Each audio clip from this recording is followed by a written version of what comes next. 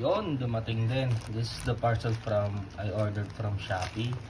Ito yung electric massager, yung tawag dito, yung rechargeable.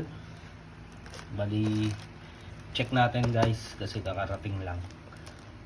Worth ano lang to, 290 pesos.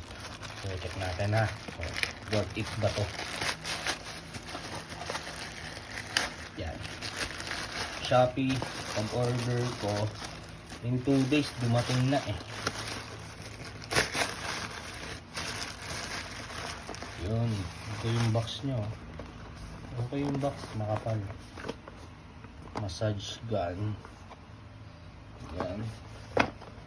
Check natin. Legit ba? Yun. Wala siyang bubble wrap pa, pero okay lang.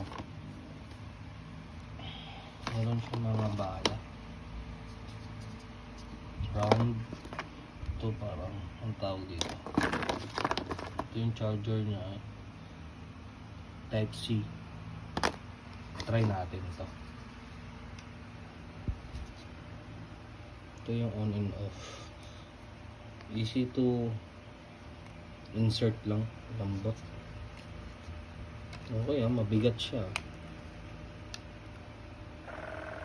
Yun.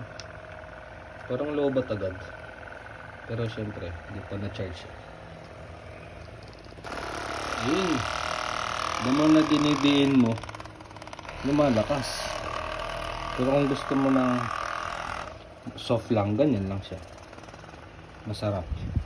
Ayos mabigat. It's heavy. For only 290 pesos. Oh, bibili ka pa ba ng $50 worth? $200? Okay ito, Shopee lakas. Sarap.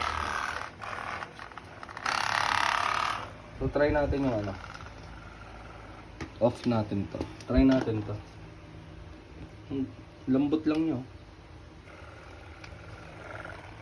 Sarap. Ayun na nga. Kung gusto mo lumakas yung vibration, ididiin mo. Ang sarap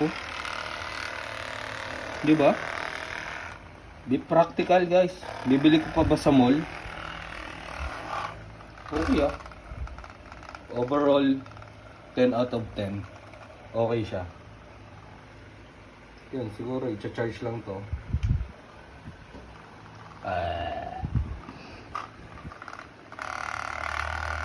Sarap. Legit.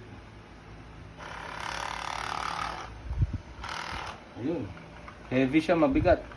Like around 2 kilo, 1.5. Mga 1.5 kilo. Product weight.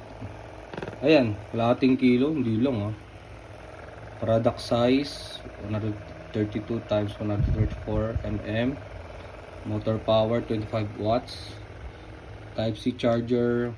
Input voltage 5 volts. Ayan lahat. Chargeable lithium. Okay ito Actually, iba't iba ang kulay pag in-order mo. May silver, may metallic.